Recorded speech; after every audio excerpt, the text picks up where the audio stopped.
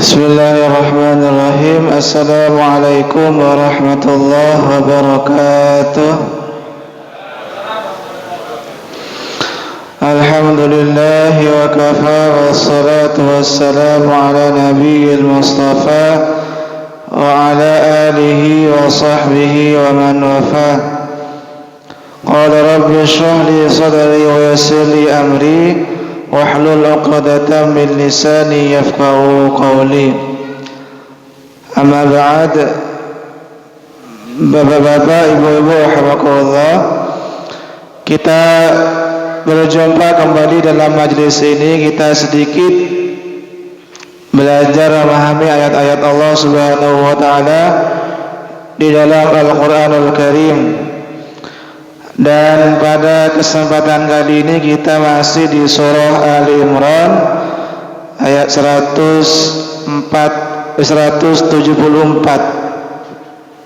Ali Imran 174 yang kami kasih judul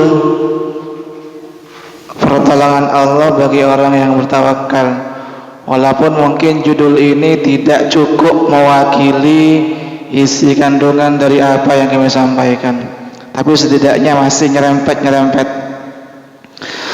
Bapak Ibu rahimakumullah, surah Ali Imran ayat 174 Allah berfirman, "Fanqalabu bi ni'matin minallah wa fadlin lam yamsashum su' wattaba'u ridwanallah wallahu dzu fadlin 'azim." Maka mereka kembali dengan nikmat dan karunia yang besar dari Allah. Mereka tidak mendapatkan bencana apa-apa. Mereka mengikuti keridhaan Allah, dan Allah mempunyai karunia yang besar.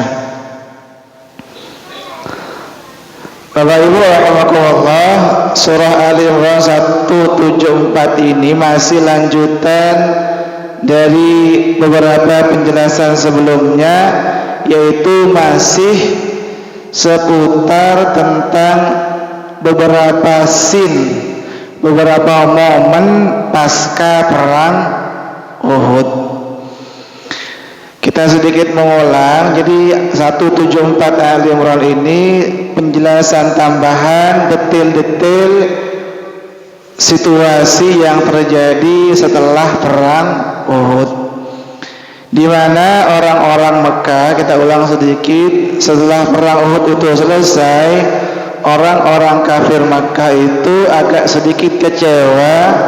Kenapa kok mereka tidak bisa menghabisi Nabi Muhammad SAW, tidak bisa melakukan pembantaian kepada mereka. Nah, di perjalanan pulang menuju Mekah, orang-orang kafir ini berkumpul lagi, rembukan lagi gitu.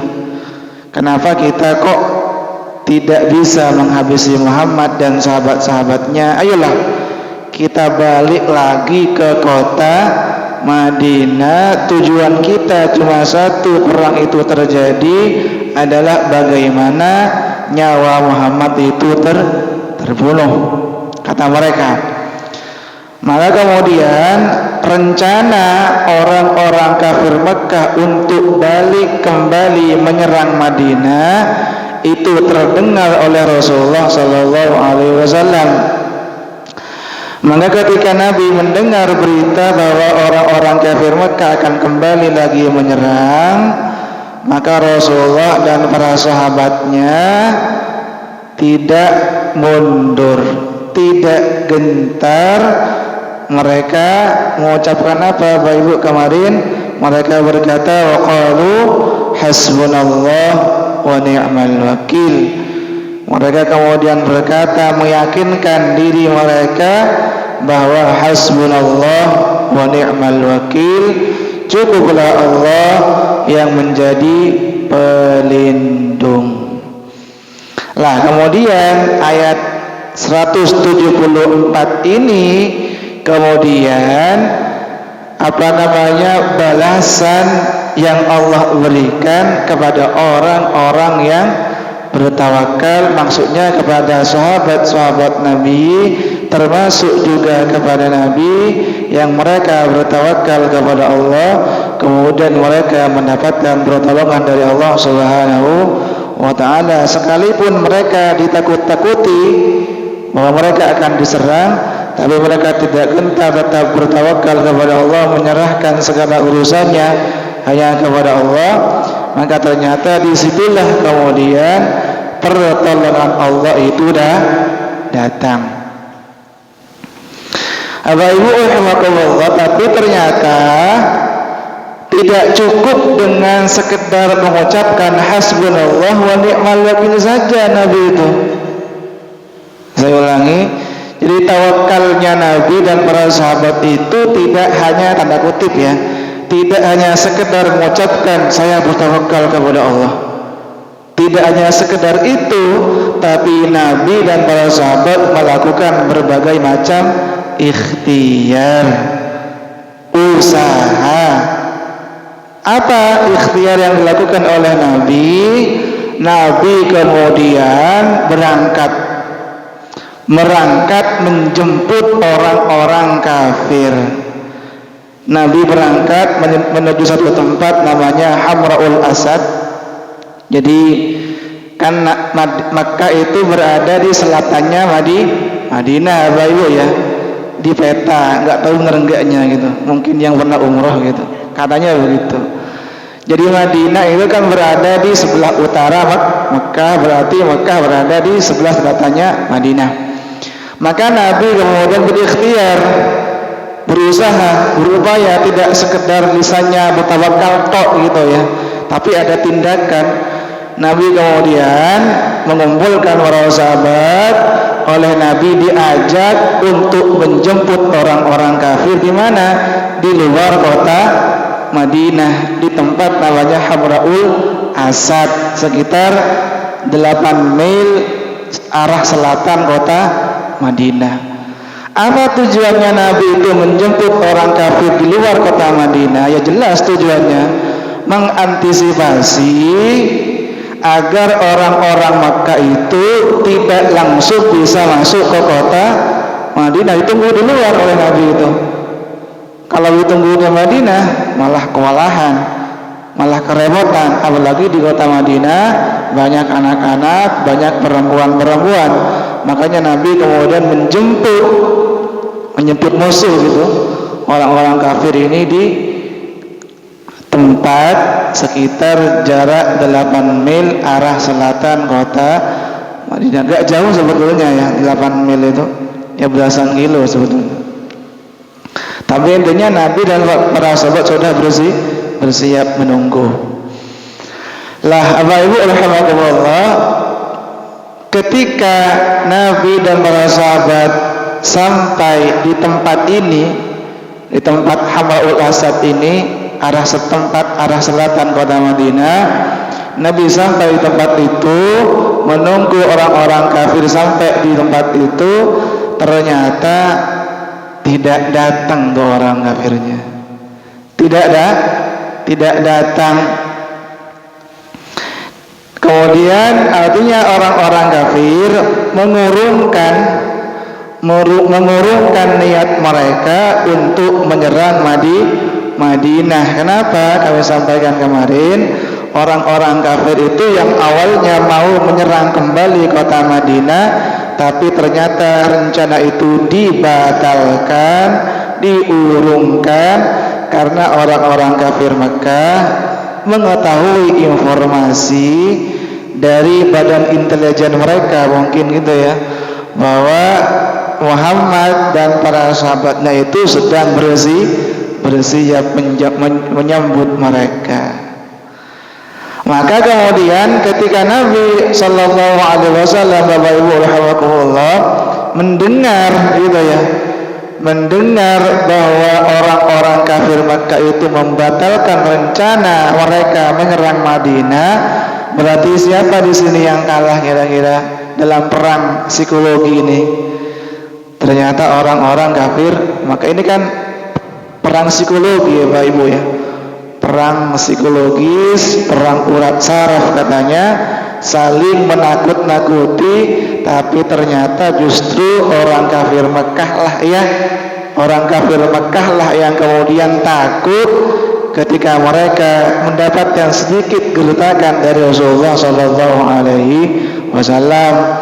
Tapi tentunya rasa takut yang dialami oleh orang-orang kafir ini tentunya atas pertolongan dari Allah Subhanahu wa taala.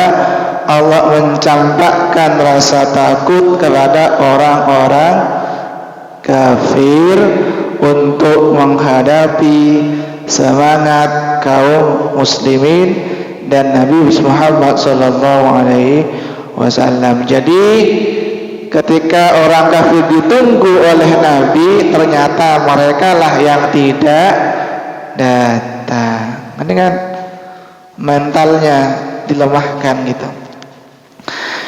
Adapun di sisi yang lain, Bapak Ibu rahimakumullah, ketika mental orang-orang kafir ciut, justru malah mentalnya orang-orang mukmin dikuatkan oleh Allah Subhanahu wa taala. Maka ketika orang kafir Mekah pulang ke Mekah dan Nabi tahu informasi tentang itu, maka Nabi pun pulang ke Madinah. Terus kata Rasulullah, gak ada ini, udah kita pulang saja ke Madinah, karena orang-orang Mekah tadi sudah mengurungkan rencana mereka atau makar mereka untuk menyerang Madinah, membunuh Rasulullah Sallallahu Alaihi Wasallam. Dan ini lagi-lagi ya Bapak Ibu rahimakumullah, bentuk pertolongan Allah Subhanahu wa taala, dicampakkan rasa takut. Tapi tetap Nabi melakukan berbagai macam ikhtiar, tidak berdiam diri ya Bapak Ibu ya. Makar. Jadi sekian banyak rencana makar orang-orang kafir itu untuk membunuh Nabi memang tidak berhasil.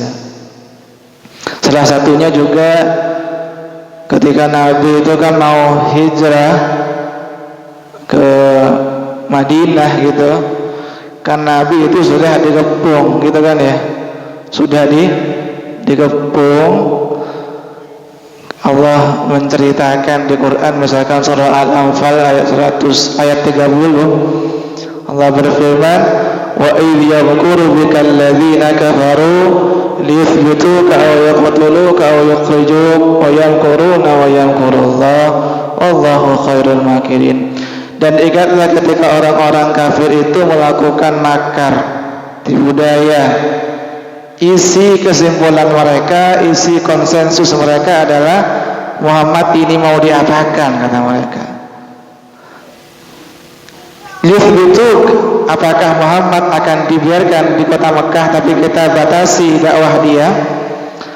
Au yukhriju, atau kita usir saja dia? Au yaqtulu, atau kita bunuh saja dia, katanya. Jadi orang-orang kafir melakukan rapat atau mubes gitu, musyawarah besar gitu. Salah satu kesimpulannya Muhammad ini mau diapakan, diboikot atau dikurung di kota Madinah, atau kita usir saja, atau kita bunuh sekalian. Tapi Allah melanjutkan, wa yamkuruna wa yamkurullah wallahu khairul makirin. Mereka melakukan tipu daya dan Allah membalas tipu daya mereka, dan Allah lah sebaik-baik pembalas tipu daya. Dan ternyata Nabi berhasil lolos hijrah ke Madinah. Wa ja'alna min bainihim saddaw wa min khalfihim sadda, kata Allah. Penglihatan orang-orang kafir itu ditutup oleh Allah. Bayangkan itu kok bisa ya, kalaulah bukan pertolongan dari Allah. Padahal rumah Nabi itu sudah dikepung, tapi ternyata masih bisa lolos. Dengan cara apa? Itu tadi, wa ja'alna min bainihim sadda wa min khalfihim sadda. Jadi penglihatan orang-orang kafir itu tertutup, tidak melihat Nabi keluar rumah. Bayangkan loh itu ya. Jadi pakai jurus apa kalau salah gitu, nggak kelihatan gitu. Jadi itu rahimahullah, ketika orang-orang kafir Mekah pulang ke Mekah, Nabi pun pulang ke Madinah dengan selamat. Alhamdulillah.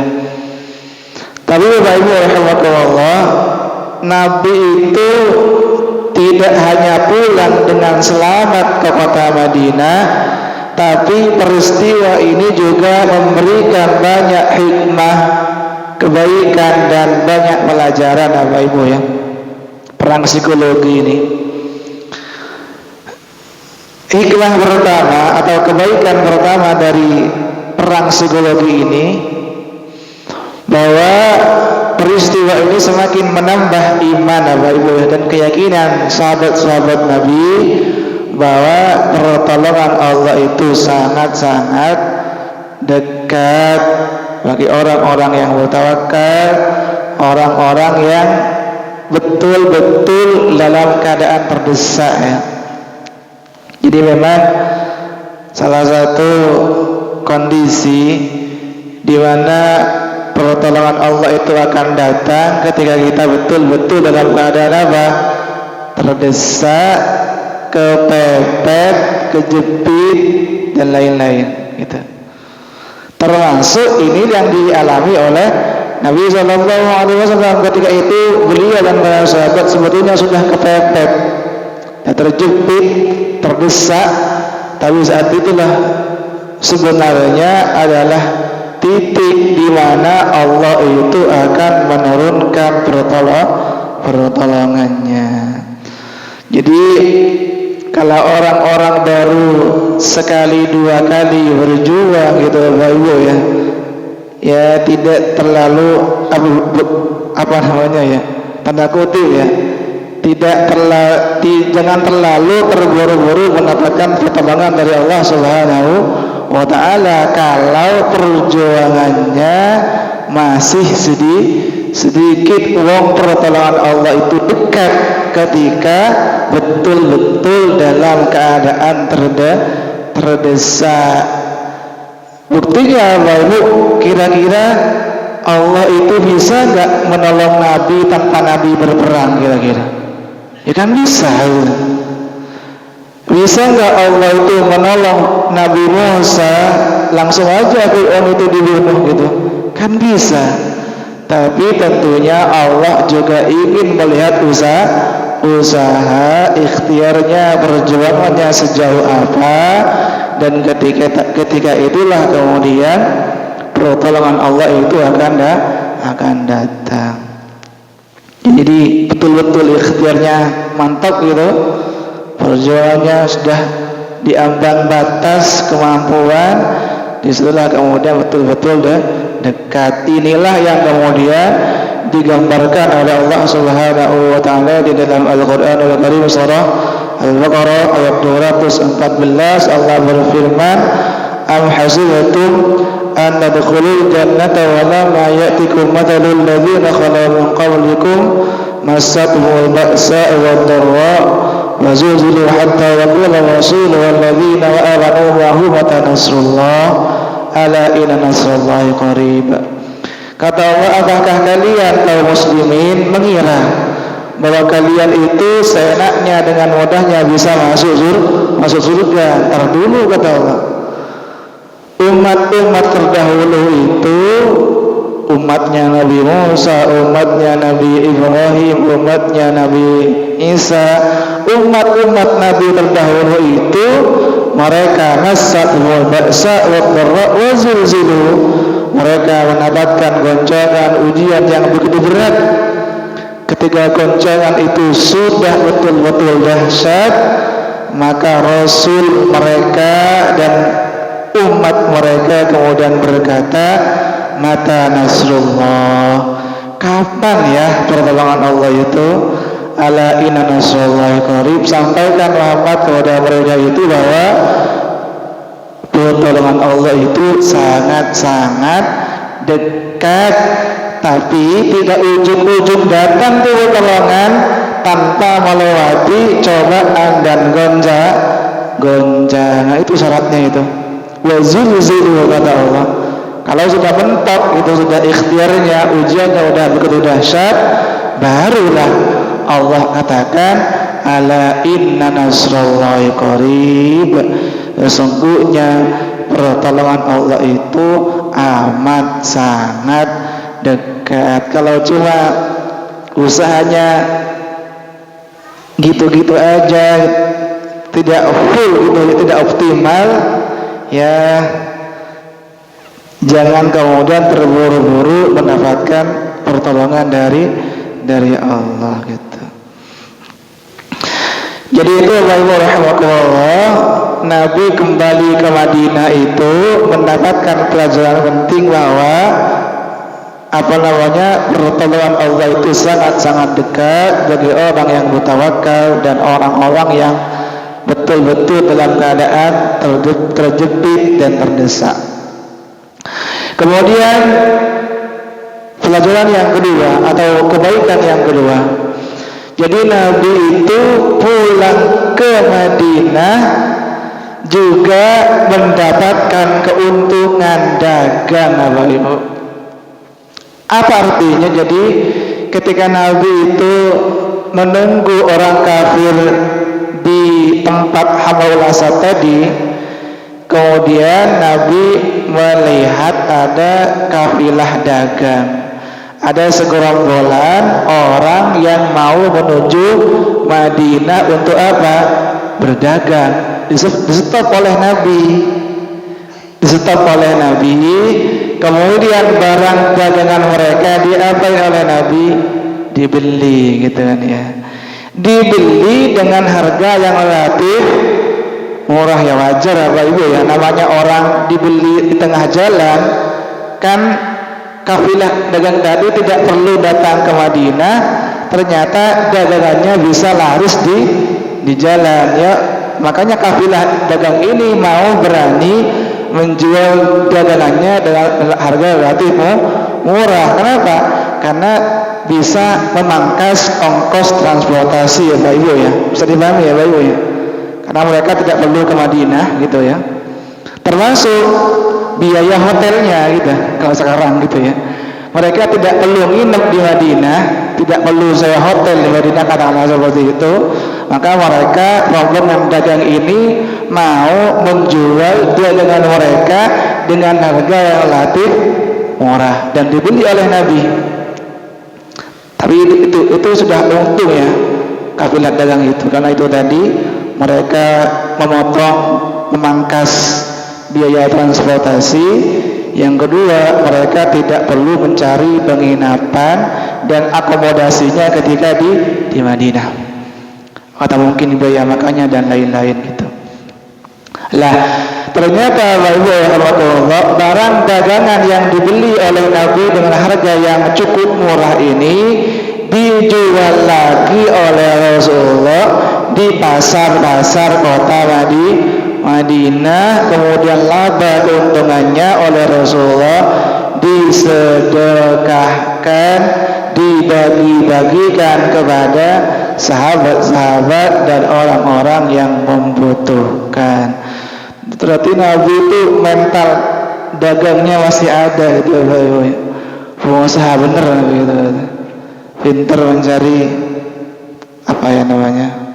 momentum untuk membeli sesuatu dengan harga yang cukup murah, kemudian menjualnya dengan harga yang cukup tinggi. Tapi ya Nabi sekalipun beliau itu mendapatkan laba yang cukup banyak, hasil keuntungannya itu disedekahkan. Jadi itu yang kedua, kebaikan yang kedua.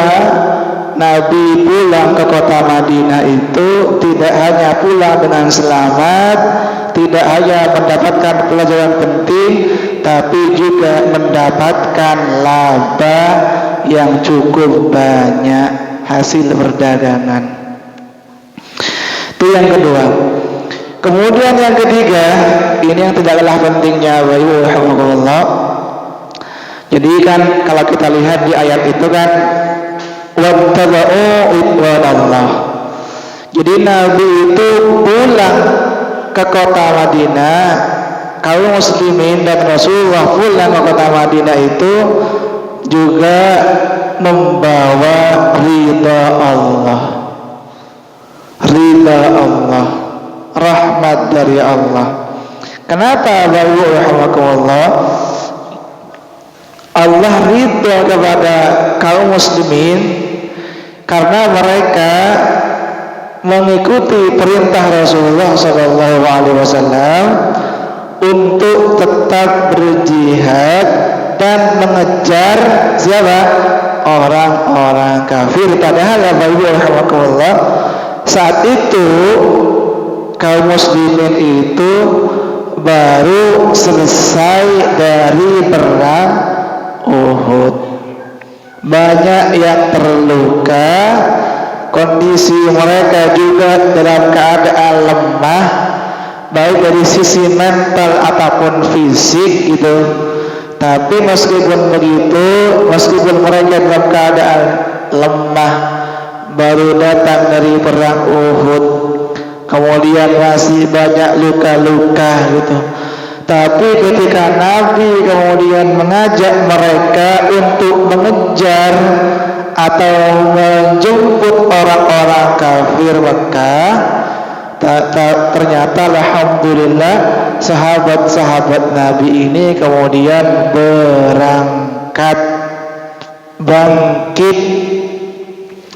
Nabi itu memang motivator ulung Bapak Ibu ya, mampu membangkitkan atau membangunkan semangat yang telah mati gitu kan ya. Itu bahasa kerennya itu.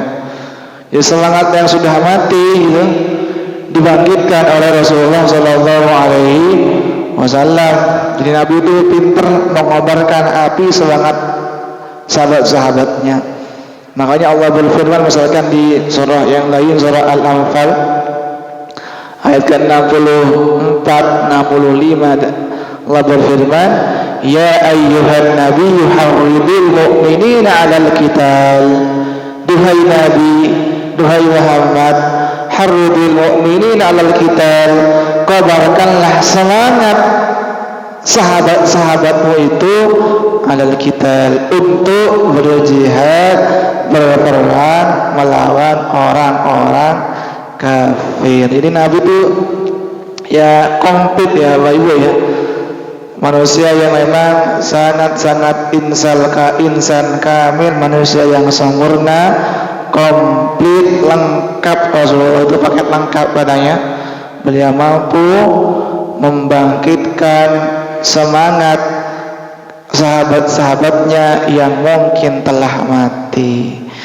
Maka dari itu Bapak Ibu rahimahullah, ketika berjuang di titik darah penghabisan, inilah kemudian yang membuat mereka itu layak mendapatkan ridho dari Allah Subhanahu wa Ta'ala, tentunya juga pahala yang besar. Alladzina amanu wa hajaru wa jahadu fi sabilillah bi amwalihim wa anfusihim a'zamu darajatan 'indallah wa ulaika humul faizun. Surah At-Taubah ayat 20. Kata Allah, orang-orang beriman, orang-orang yang berhijrah, dan orang-orang yang berjihad dengan harta dan jiwa mereka adalah orang-orang yang akan mendapatkan a'zamu darajatan indallah,